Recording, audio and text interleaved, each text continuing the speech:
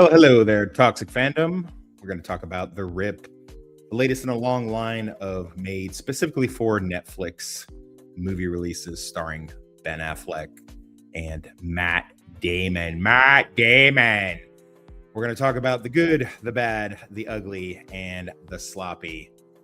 We're going to talk about The Rip. Let's get into it. Riding on the wings of destruction, a toxic presence, a lord of corruption, polluting the ocean, spreading decay, the toxic black, gnawing the flame, searing through the sand. I've got balls of steel.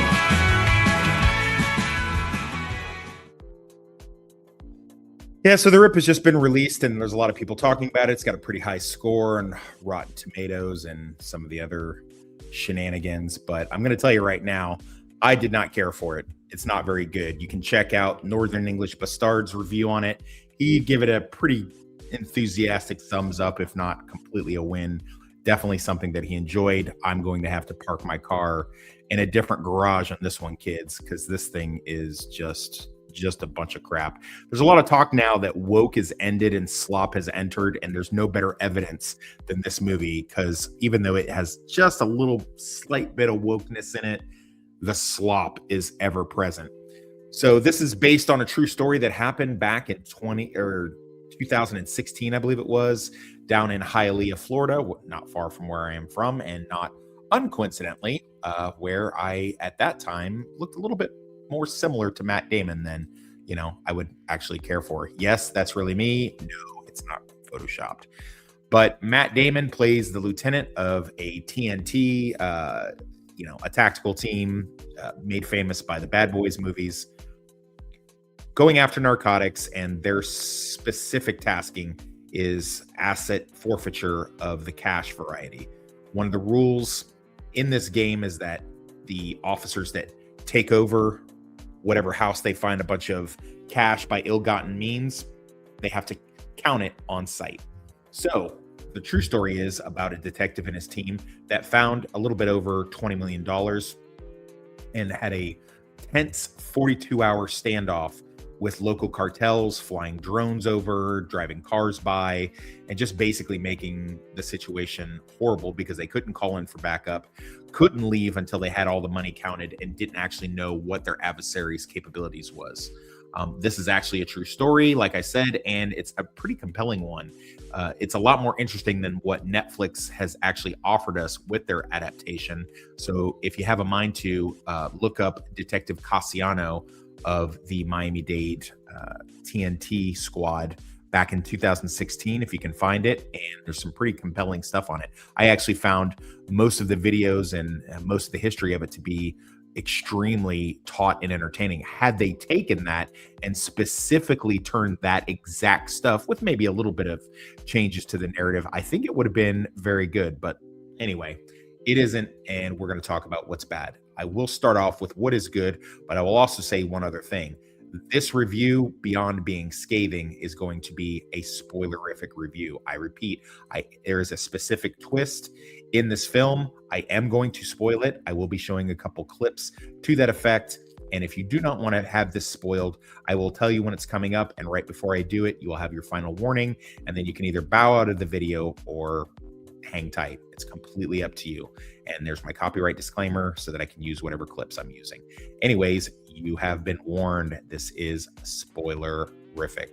So that being said, what is going on with The Rip? So we have our tactical narcotics team getting a Crime Stoppers tip down in the South, in Florida specifically. Crime Stoppers is like a 1-800 Crime Stoppers number where you can call and snitch on somebody and tell them that, hey, there's a crime going on. Our team, led by Matt Damon, as I indicated, as the team lieutenant, recently taking over because the team captain murdered in the first 5 minutes of the film by unknown assailants. That's actually a pretty gripping scene, and it does start off good. We get Joe Carnahan, who is the director and showrunner of this, taking a page out of Michael Mann's book and trying to use the atmospheric Miami setting and using it to good use. But it's not done as well or as affectionately as Michael Mann can do, but it's not bad. There's a lot of times I can definitely tell that this is smog-ridden California setting as opposed to Florida. But I mean, you could do worse with your setting than using Florida for California and California for Florida. Anywho, our team comes in after the Crime Stoppers tip and after recoiling from their captain's untimely demise at the hands of unknown assailants, and they go to this house. Sasha Calle makes her first appearance that I've seen since her appearance as Supergirl in the abomination that is The Flash from a couple years ago. And she's basically the house sitter slash whatever, watching this, trap house full of money for the cartel.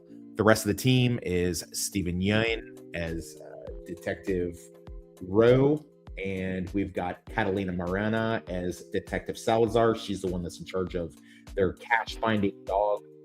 We can get appearance by Kyle Chandler as DEA Nix. Remember that because it's going to be important later.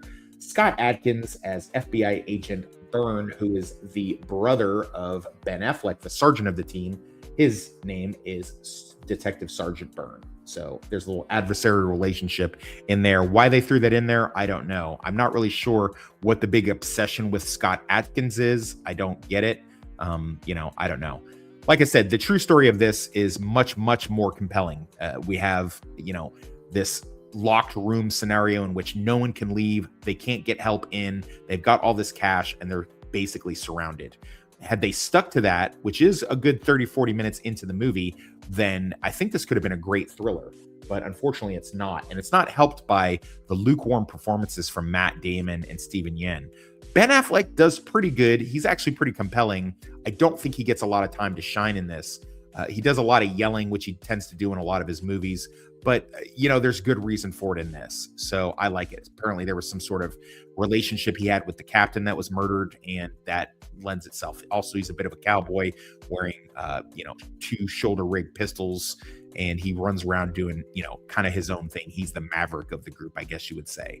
His long-standing friendship with Matt Damon is put to good use in here because we have a long-standing friendship between Matt Damon's character, Lieutenant Dumars, and himself, and it shines in this. That does come through. I'll give the movie that much credit for that. But then we have, for some reason, the other detective in the squad, Detective DEI Insert, Tayana Taylor. Listen, I don't know whose fucking cousin or niece or what evidence she has on, filmmakers or Netflix or something like that. But dude, Hollywood is trying hard to make her happen right now. And not only do I not believe she's a cop in this film, I don't believe she's even an actress. Hollywood, stop trying to make this chick happen. She doesn't need to happen. That is so fetch. Gretchen, stop trying to make fetch happen. It's not going to happen.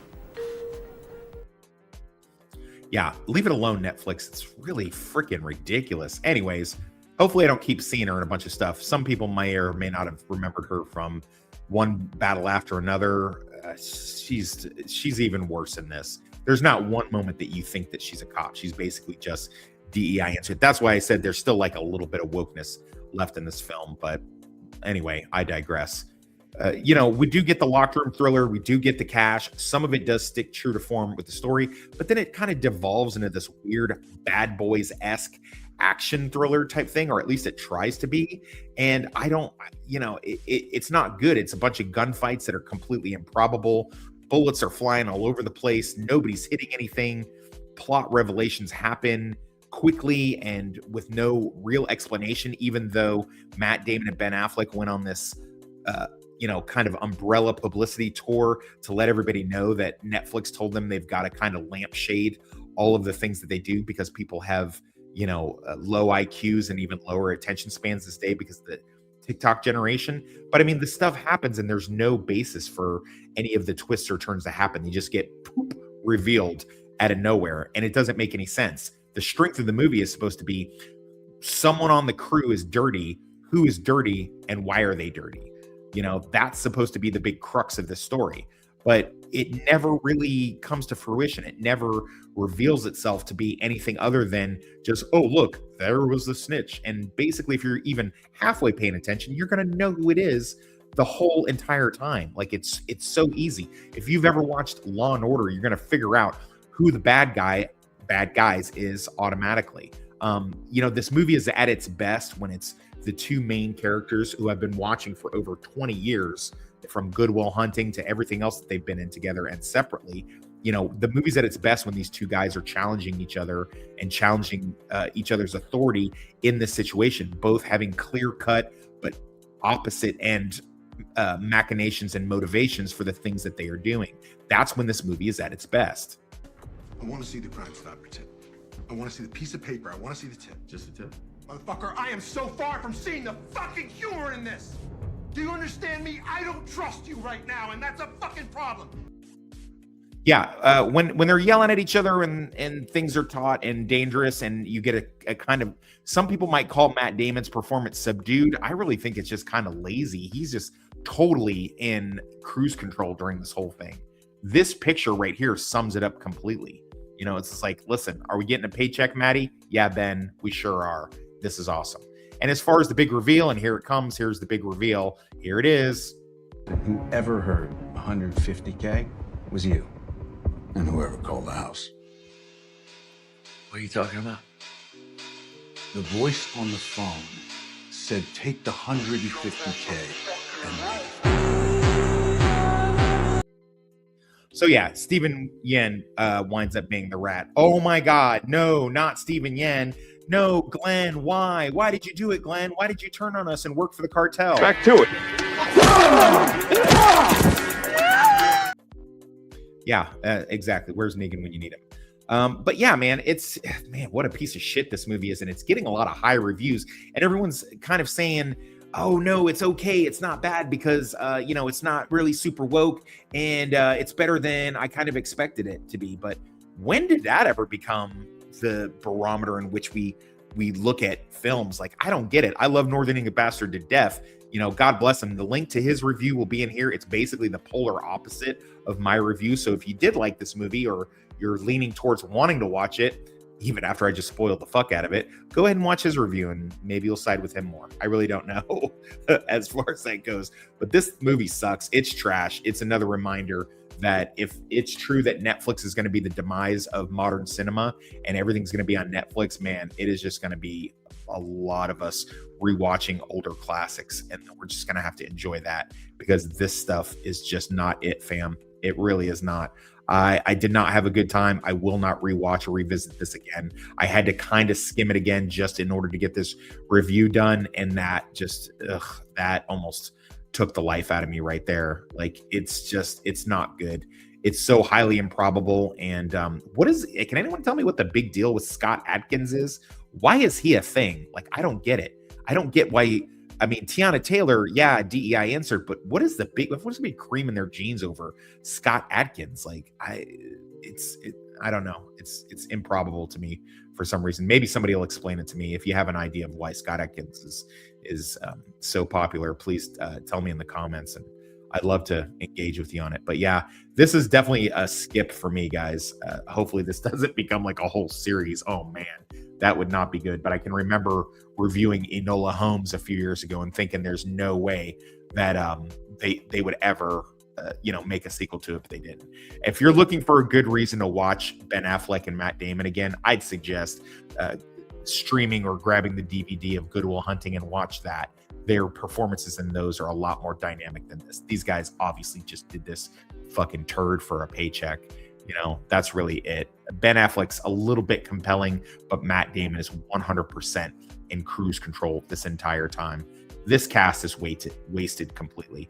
The couple people that were really putting their all into it, like Sasha Calle here and Kyle Chandler, that you'll see later as the DEA agent, those ones are great, but then they're barely in it. So, and they don't get a lot to do.